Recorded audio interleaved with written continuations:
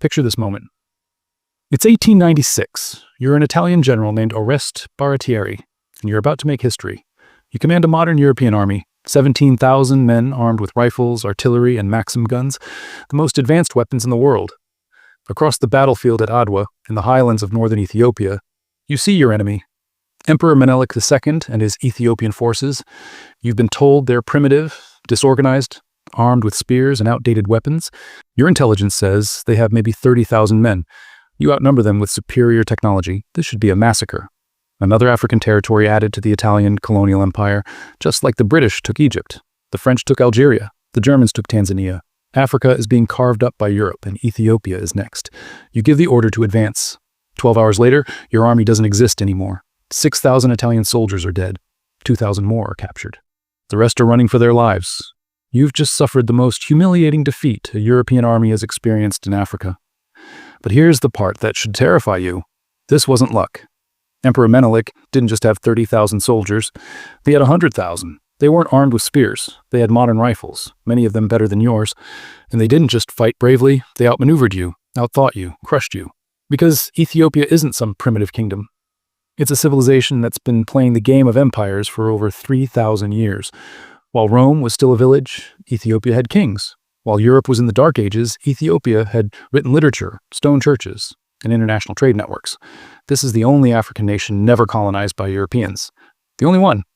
And the reason why might make Ethiopia the oldest continuous nation on Earth. But the story of how they survived? It's even more incredible than you think.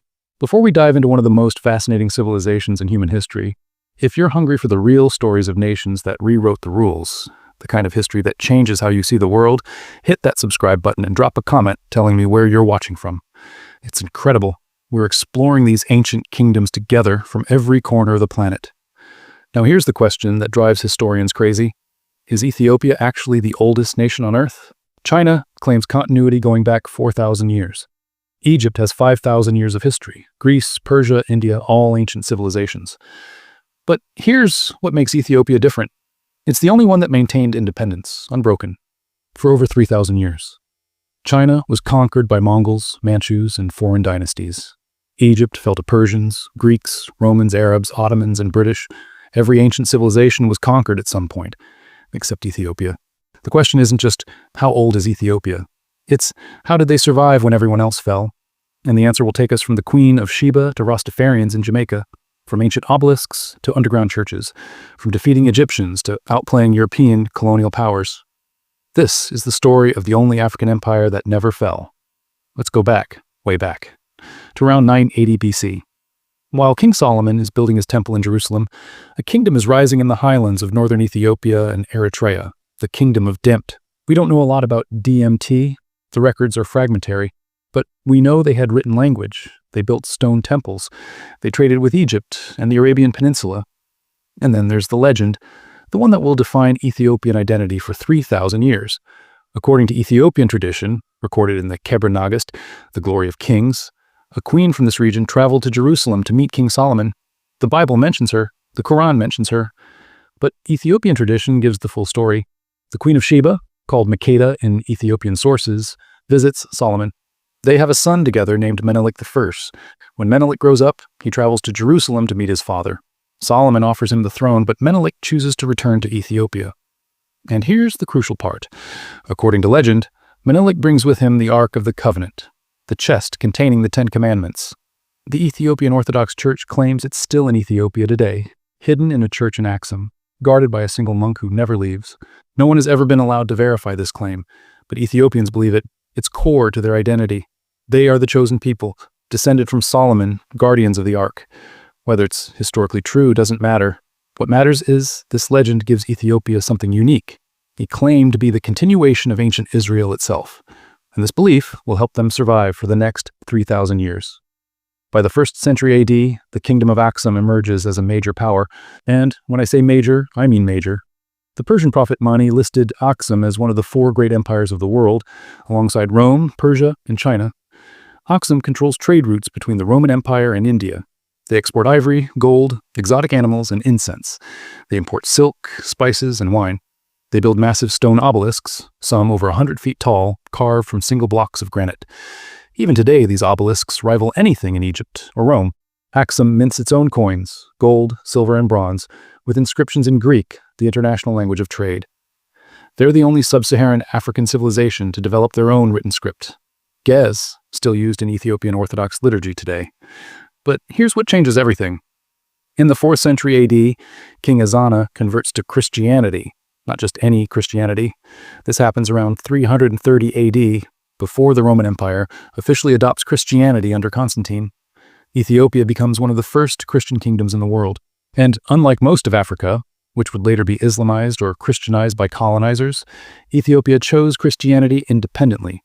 It becomes core to their identity, their culture, their resistance. And this decision will save them when Islam sweeps across Africa. In the 7th century, Islam explodes out of Arabia. Within decades, Muslim armies conquer Egypt, North Africa, Syria, Persia, Spain. Christian kingdoms across Africa and the Middle East fall or convert. Ethiopia is surrounded, cut off from the rest of the Christian world, but they survive. Why? 3 reasons. First, geography. The Ethiopian highlands are a natural fortress. Mountains, gorges, and high plateaus make invasion almost impossible. Armies that try to march into the highlands get picked apart by defenders who know every pass. Second, diplomacy. When Islam first emerged, Ethiopian King Arma gave refuge to early Muslim refugees fleeing persecution in Mecca, including Muhammad's own relatives. Muhammad reportedly said, "Leave the Abyssinians in peace." Early Islamic caliphs honored this, leaving Ethiopia alone. Third, isolation as strength. Cut off from Europe and the Middle East, Ethiopia develops independently. They become self-sufficient. They don't need outside support to survive. While Christian kingdoms in Egypt and Syria are conquered or reduced to minorities, Ethiopia remains Christian, independent, and proud. But isolation has a cost. By 1137, a new dynasty, the Zagwe, takes power.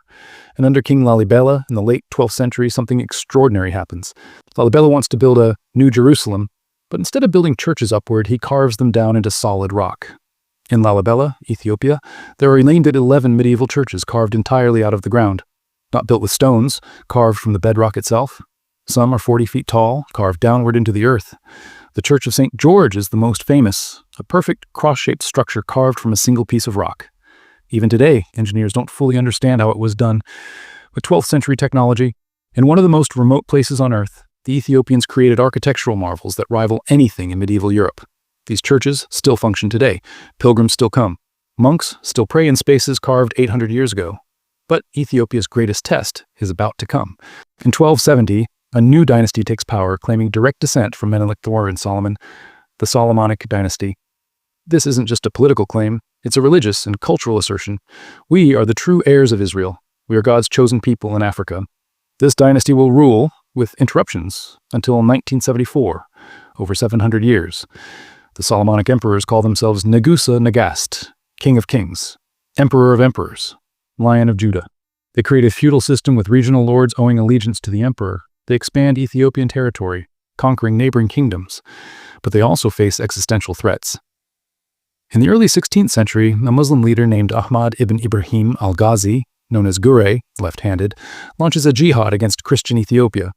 With support from the Ottoman Empire, Ahmad conquers most of Ethiopia between 1529 and 1543. He burns churches, destroys monasteries, forcibly converts Christians. Ethiopia is on the verge of being wiped out. Emperor Lebnet Dengel sends desperate letters to Portugal, fellow Christians, begging for help. The Portuguese send 400 musketeers. It's enough. At the Battle of Daga in 1543, the combined Ethiopian-Portuguese force defeats Ahmad's army. Ahmad himself is killed by a Portuguese musket ball. Ethiopia survives, but barely, and the emperor learns a critical lesson. To survive, Ethiopia must engage with the outside world. But that engagement will create a new problem. The Portuguese help comes with strings. Catholic Jesuit missionaries arrive, trying to convert Ethiopia from Orthodox Christianity to Catholicism. For decades, they make inroads. Some emperors even convert. But the Ethiopian people resist. Orthodox Christianity isn't just their religion, it's their identity. In 1632, Emperor Fasilides expels the Jesuits entirely. He closes Ethiopia to most foreign contact. He builds a new capital at Gondar and declares, Ethiopia will remain Orthodox. Ethiopia will remain independent. This isolation lasts for over 200 years. From 1769 to 1855, Ethiopia fractures. The emperors become figureheads. Regional warlords, Ras, princes, hold real power. It's called the Zemini Mesafint, The Age of Princes. Civil wars, instability, decline. Ethiopia looks like it might collapse from within. But then comes a man who will reunify the empire and face down European colonialism, and his story will define modern Ethiopia. In 1855, a regional warlord named Kasa Hailu defeats his rivals and crowns himself Emperor Tewodros II. Tewodros is a modernizer. He wants to centralize power, build a modern army, end feudalism. He's brilliant, ruthless, and increasingly unstable. He writes to Queen Victoria asking for an alliance. She ignores him.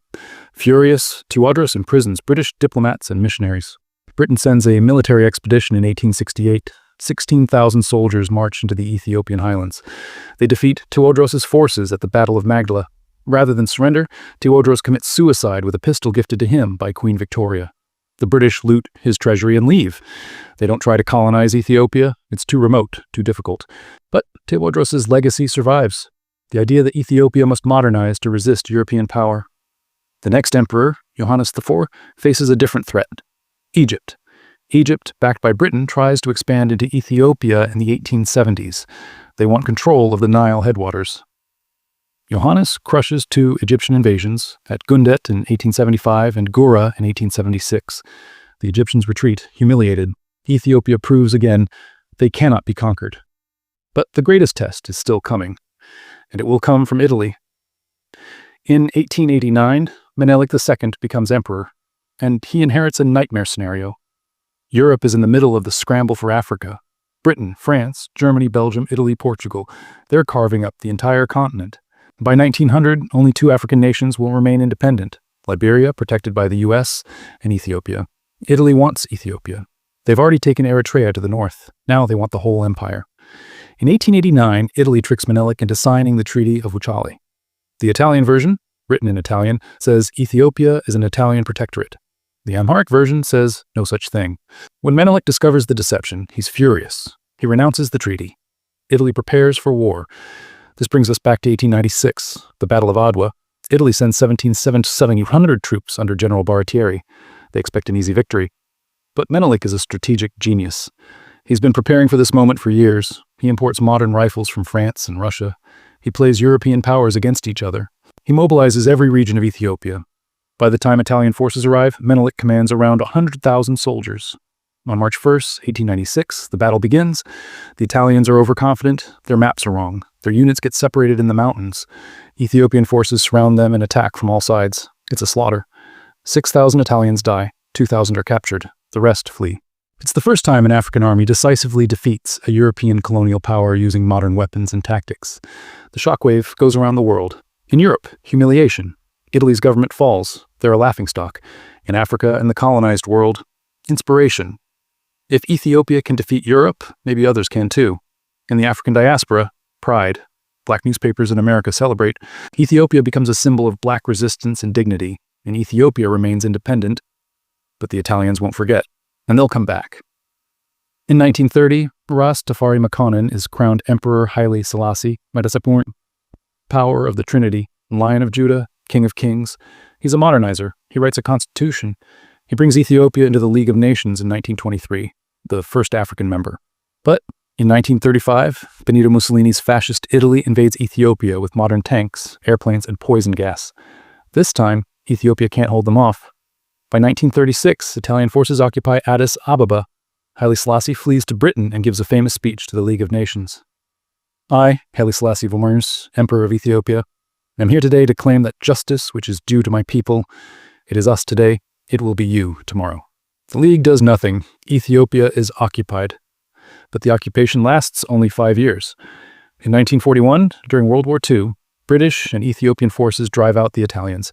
Haile Selassie returns in triumph. Ethiopia's independence is restored. Again, and this emperor will become a religious figure worshipped by millions. Haile Selassie becomes a global icon. He's the symbol of African independence, of black dignity, of resistance. In Jamaica, a new religious movement emerges, Rastafarianism. Followers believe Haile Selassie is the second coming of Christ, the black messiah prophesied in the Bible. They take their name from his birth name, Ras Tafari. Bob Marley, Peter Tosh, and other Rastafarian musicians spread Ethiopian symbolism globally. The Lion of Judah, the red, gold, green flag, the language of resistance. Ethiopia, never colonized, becomes the spiritual homeland of the African diaspora. But at home, Haile Selassie's rule becomes authoritarian. In 1974, a Marxist military coup, the Derg, overthrows Haile Selassie. He's imprisoned and likely murdered. The Solomonic dynasty, ruling since 1270, claiming descent from Solomon, ends. Ethiopia enters one of its darkest periods. The Derg, led by Mengistu Haile Mariam, establishes a brutal communist dictatorship. Famine in 1985 kills hundreds of thousands. Political purges, known as the Red Terror, kill tens of thousands more. The empire that survived 3,000 years is on the verge of collapse. In 1991, rebel forces overthrow the Derg. Ethiopia transitions to a federal democratic republic. Eritrea gains independence in 1993, becoming a separate nation. Modern Ethiopia faces massive challenges: poverty, ethnic tensions, political instability. But it survives. Again, today, Ethiopia is one of Africa's fastest-growing economies. Addis Ababa is the diplomatic capital of Africa, hosting the African Union headquarters. The ancient kingdom endures in a new form, so is Ethiopia the oldest nation on Earth? Here's the answer. It depends on how you define nation. If you mean oldest continuous civilization, China, Egypt, and Mesopotamia are older. If you mean oldest continuous independent state, Ethiopia has the strongest claim. No other nation has maintained sovereignty for 3,000 years. Every other ancient civilization was conquered, colonized, or absorbed at some point. Ethiopia never was. So why did Ethiopia survive? The highlands are a natural fortress. Orthodox Christianity became core to Ethiopian identity, uniting the people. Ethiopian emperors were brilliant diplomats, playing foreign powers against each other.